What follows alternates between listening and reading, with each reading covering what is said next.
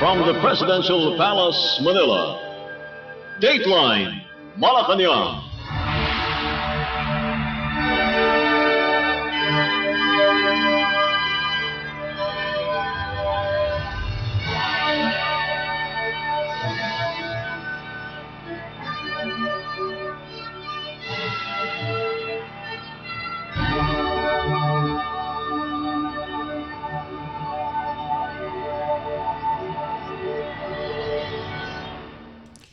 Good day, this is Dateline Malacañang, and here are the news. On the top story, Philippine President Ferdinand R. Marcos Jr. emphasized the Philippine Air Force, or PAF's, critical role in national security, disaster response, and law enforcement, promising continued government support to equip and modernize the service in the face of evolving regional threats and internal challenges. President Marcos spoke at the PAF's 78th founding anniversary celebration at the Villamor Air Base in Pasay City, praising the Air Force for its dedication to its mission and its ability to defend Philippine skies and assist civilian populations. He listed major operational successes from the past year, such as increased air and sea monitoring amid escalating tensions in the West Philippine Sea. He noted that the PAF also helped with internal security activities. The president said that the Air Force silent labor is underpinned by a culture of professionalism and sacrifice that persists despite public recognition.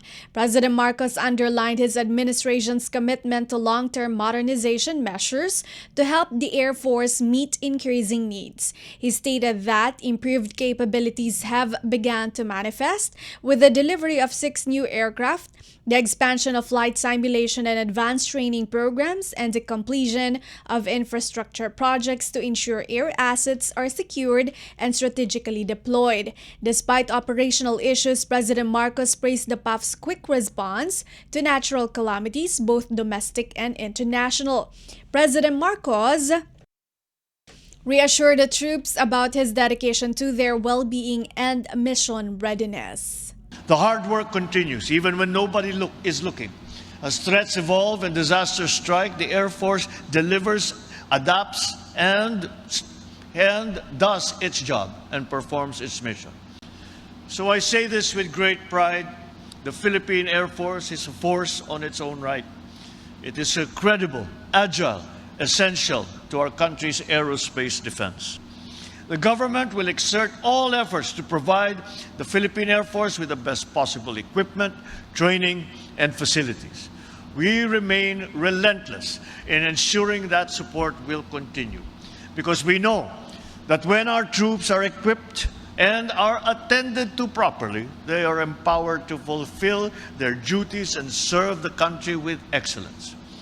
You are all well-trained, highly capable, and most importantly, more than willing to protect the citizens of the Republic and the Republic itself. Hundreds of unidentified tracks have been monitored in our air defense zone, and thousands of vessels near our waters have been kept under close watch by the Air Force. Insurgents have been tracked, threats neutralized, law enforcement operations supported, from capturing criminals and stopping smuggling operations that hamper the economy. Time and again, you put your life on the line for the sake of our people. Habang umaasa ang taong bayan sa inyo, kayo naman ay may maaasahan sa administrasyong ito. Bilang inyong Commander-in-Chief, titiyakin kong buo at tapat ang suporta at malasakit ko sa inyong lahat na Philippine Air Force. Philippine President Ferdinand R. Marcos Jr. Dateline Malacañang. Philippine President Ferdinand R. Marcos Jr. directed the Securities and Exchange Commission, or SEC, to address bureaucratic bottlenecks to ensure the successful implementation of Republic Act, or RA 12214, or the Capital Markets Efficiency Promotion Act, or CMEPA. He expressed confidence that the special bell ringing to mark the effectivity of the CMEPA will pave the way for a new era of economic dynamism, investor confidence, and sustainability sustainable growth. President Marcos also ordered all concerned agencies to ensure that every Filipino would feel the full benefits of CIMEPA without delay. He also called on all market participants and stakeholders to uphold transparency, fairness, and good governance, reminding them that market integrity is a shared responsibility. President Marcos made the call as he noted that from now until 2030, CIMEPA is projected to generate over 25 billion pesos in net revenue, a substantial sum that can help fund the building of roads, bridges, hospitals, schools, other social safety net programs as well.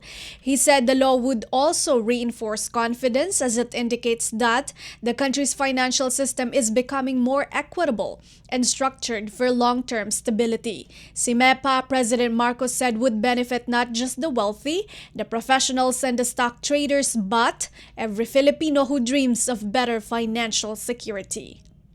So let's be clear. The reform is not just for well-off and for the well-off and for the professionals, for the stock traders. It is for every Filipino who dreams of better financial security.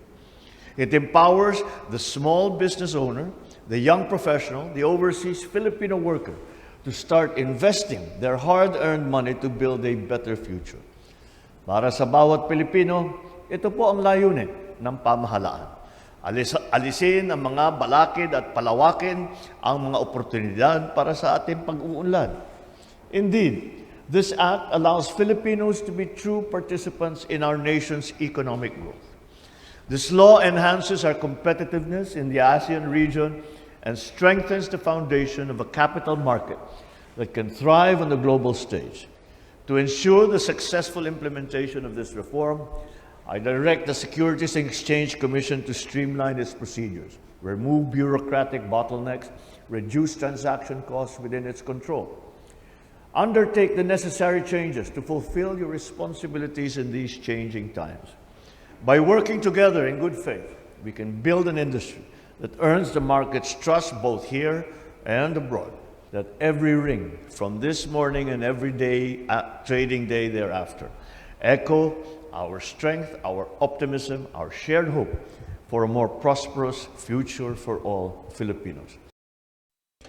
Championed by the Philippine Department of Finance or DOF, the CIMEPA is a landmark reform that brings capital market investments closer to the Filipino people by making investment channels clearer, more affordable, and more accessible, especially for small investors. Some of the CIMEPA's provisions are the outright reduction of the stock transaction tax or STT to 0.1% from the current 0.6%, as well as the expansion of the scope of STT to include other securities listed and trade through the local stock exchange. One of the law's key features is the reduction of the documentary stamp tax or DST on the original issue of shares of stock from 1% to 0.75%. The measures are seen to cut transaction costs, encourage market participation and financial planning, boost market liquidity, make the country's equity market regionally competitive, and increase capital market growth according to the DOF. Dateline Malacañang. Philippine President Ferdinand R. Marcos Jr. is committed to improving the welfare of the country's workforce, Malacañang said, following the adjustment in the daily minimum wage for Metro Manila workers. In a palace press briefing, Presidential Communications Office or PCO Undersecretary and Palace Press Officer Claire Castro said the 50 pesos wage increase in Metro Manila is just one of the government interventions to give Filipino workers a more comfortable life. The 50 pesos increase is the highest ever granted by the National Capital Region or NCR, Regional Tripartite Wages and Productivity Board or RTWPB, bringing the daily minimum wage rate in Metro Manila from 645 pesos to 695 pesos for the non-agriculture sector beginning July 18. The wage hike is expected to benefit around 1.2 million workers, the Department of Labor and Employment said. On top of the wage hike, the government has also provided 170,000 jobs for Filipinos through job fairs held from 2022 to May 1, 2025. Castro said the $27 billion worth of investment in the country have also created 350,000 jobs. She said the government would also study the feasibility of the proposed 200 pesos across the board daily salary increase for minimum wage workers. Noong pa po natin sinasabi, gumagawa po talaga ang programa ang Pangulong Marcos Jr. para sa ikagagaan ng buhay ng bawat manggagawang Pilipino. Nandyan po ang mga job fairs kung saan nagkapagbigay na po tayo mula 2022 hanggang kasalukuyang May 1st, May 1, ng 170,000 na trabaho para sa ating mga kababayan. At dahil na rin nagkaroon din po ng 27 billion investment, nakapag-create na rin po ng 350,000 na jobs nationwide. At kung nagbigay po ngayon ang Regional Tripartite Wages and Productivity Board ng 50 pesos na wage hike, yan po ang na-evaluate na maaaring ibigay sa ating mga gagawa para maibsan po ang kahit konting hirap na lumalabas po itong 1,300 per month. At sa lahat po ng kakayanin ng administrasyon at sa pakikipag-usap sa lahat ng stakeholders, mga manggagawa, mga negosyante, mga investors, lahat po ito ay pakikinggan para na rin sa kabutihan ng lahat. Hindi lamang para sa mga gawa, hindi lang para sa mga investors o sa mga negosyante, para po sa lahat. Muli pag-aaralan ito kung kakayanin ba talaga. Kasi kung magdudulot naman ito ng layoff dahil hindi kakayanin ng karamihang maliliit na mga negosyante, mas marami pong mahihirapang mga manggagawa dahil baka mawalan sila ng trabaho. Kaya po lahat ng ito ay pag-aaralan para sa ikabubuti po ng lahat. Presidential Communications Office, PCO Undersecretary and Palace Press Officer Claire Castro. Dateline Malacañang. Malacañang expressed support for the plan to make the bicameral budget deliberations open to the public to make the process more transparent. The Philippine Development Budget Coordination Committee has set the proposed 2026 national budget at 6.793 trillion pesos. The proposed budget for 2026 is equivalent to 22% of the gross domestic product and 7.4% higher compared to the 2025 national budget of 6.326 trillion pesos. Under the Constitution, the proposed national budget must be submitted to Congress within 30 days after the President's State of the Nation Address or SONA. Budget Secretary Amena Pangandaman earlier said the National Expenditure Program or NEP for 2026 is expected to be turned over to Congress 2 weeks after Philippine President Ferdinand R. Marcos Jr. delivers his fourth SONA on July 28. The NEP is the national government spending plan for the next fiscal year submitted to Congress. It becomes the General Appropriations Bill or GAB when approved by the House of Representatives and the Senate. The GAB will then become the General Appropriations Act or GAA once signed into law. Asked what the government is expecting once the NEP is submitted to Congress, Presidential Communications Officer PCO Undersecretary and Palace Press Officer Claire Castro said, President Marcos is looking forward to doing what is good for the people and for the country. We respect the independence of the Congress, pero kapag po ang pinag-usapan ay pagsasapubliko ng anumang transaksyon patungkol sa gobyerno, mas maganda po talaga na maging transparent ang bawat galaw ng taumbayan. Tandaan po natin, muli, ang gusto po ng Pangulo ay mapaganda ang buhay ng bawat Pilipino, maging mas magaan at mabigyan ng magandang serbisyong medikal at pangkalusugan. Presidential Communications Office or PCO Undersecretary and Palace Press Officer Claire Castro. Dateline Malacañang.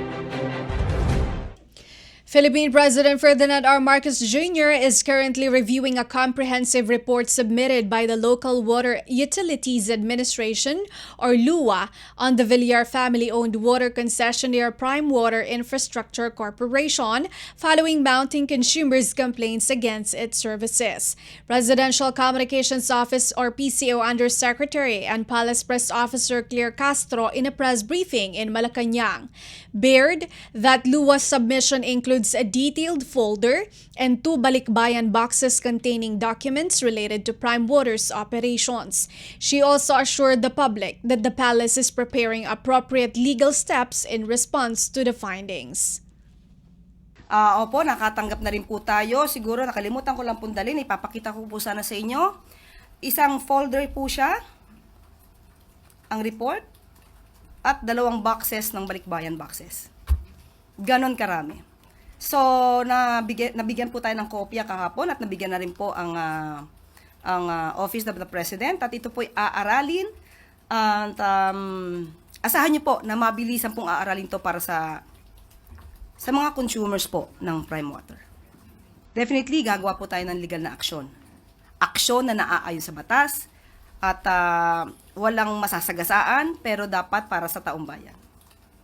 Prime Water, which operates under joint venture agreements with several local water districts, has faced complaints in recent years over reported service interruptions and inconsistent supply in various parts of the country. The LUA report follows mounting calls from local government officials and consumer groups for the government to review its public-private partnerships on water service delivery. Dateline Malacañang. Philippine President Ferdinand R. Marcos Jr. is listening to public sentiment on rejoining the International Criminal Court, or ICC, according to Malacañang.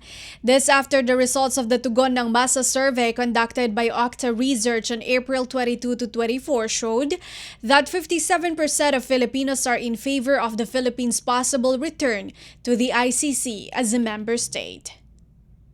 Sa ngayon po ay hindi pa po natin napag-uusapan yan, hindi pa po nababanggit ng Pangulo. Pero yung ganito mga sentimiento po ng ating mga kababayan ay dinidinig naman po ng ating Pangulo. So tignan na lang po natin sa mga susunod na araw kung ano po ang magiging saloobin ng Pangulo sa pag-rejoin sa ICC.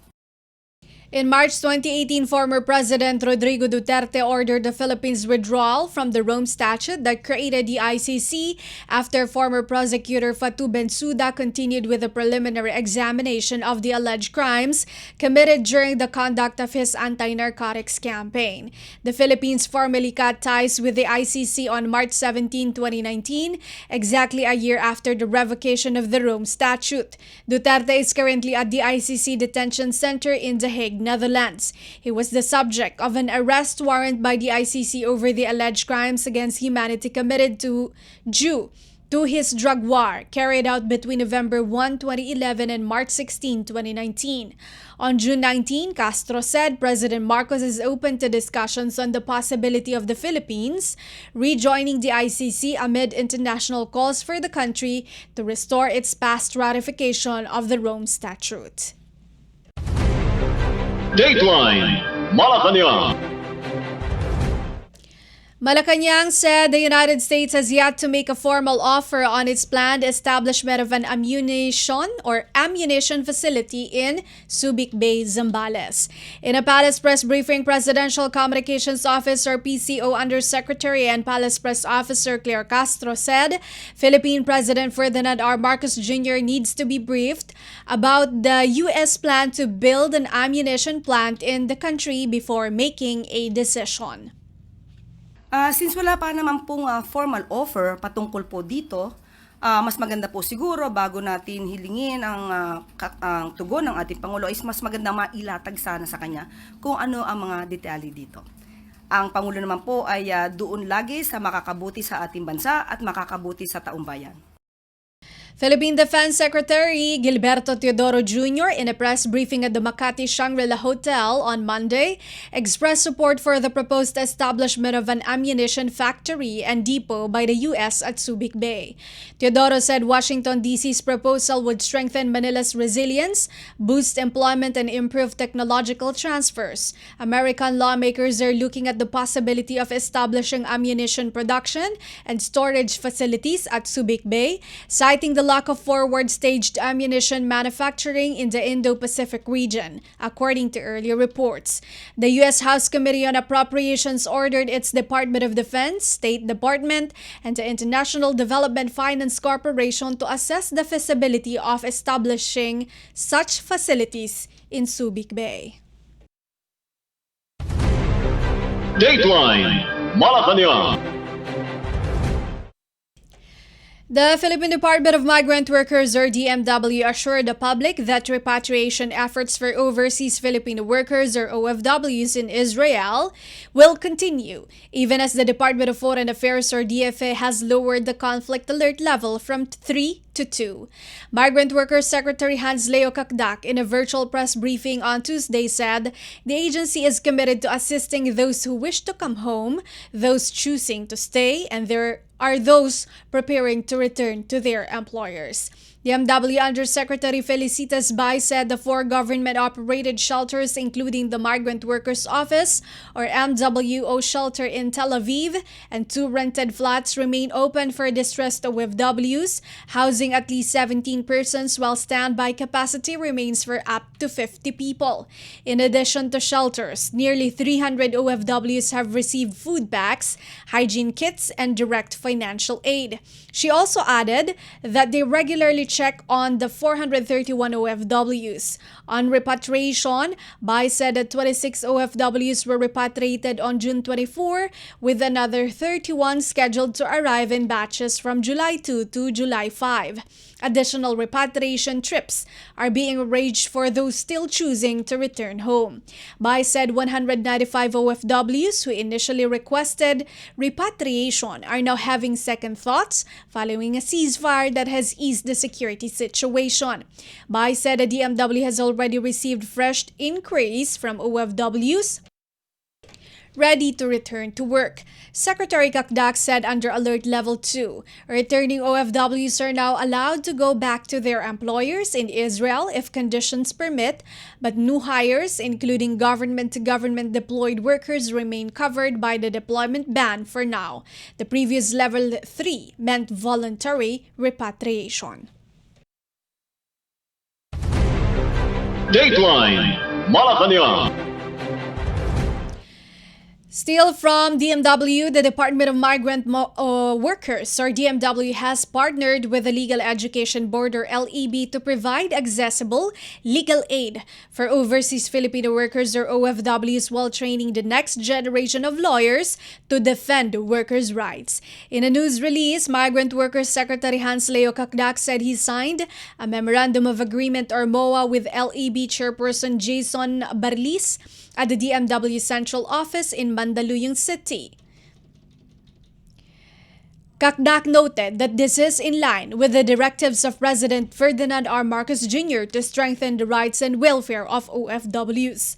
The agreement, he said, would provide OFWs facing legal battles with solace and comfort, knowing that the government, in partnership with the LEB, is ready to assist them.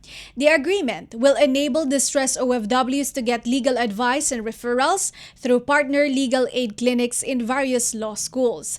At the same time, it would allow future lawyers to apply what they learn in the classroom to real-world cases, thereby deepening their understanding of labor rights and social justice. Barlis, meanwhile, emphasized that the partnership transforms legal education into a more purpose-driven practice. Barlis said the initiative would help nurture a new generation of lawyers ready to stand for migrant protection and social justice. Dateline Malacañang. Finally, for Dateline Malacañang, the Department of Information and Communications Technology, or DICT, has received 600 computer sets from Concentrix Philippines, or CNX, to be donated to schools in underserved communities. In a news release, DICT Secretary Henry Aguda thanks CNX for supporting the digital bayanihan that seeks to narrow the digital gap in the country, in line with Philippine President Ferdinand R. Marcos Jr.'s directive to connect all schools. The donation is part of CNX Gadgets for Good program that aims to provide thousands of computers for Filipino youth, especially in underserved communities. The program is also one of the corporate social responsibility programs of the global provider of customer experience solutions and technology. Since the program's launch in 2024, Concentrix has donated 1,050 computer systems to schools in geographically isolated and disadvantaged areas where access to computers and connectivity is limited. During the turnover ceremony on Monday, CNX Executive Vice President Amit Jaga committed to providing more school computers in the future. He noted that the donation is an investment in talent development for Filipinos in the countryside. Dateline Malacañang.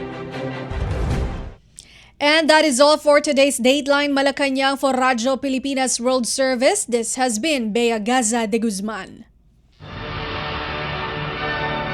From the Presidential Palace, Manila. Dateline Malacañang.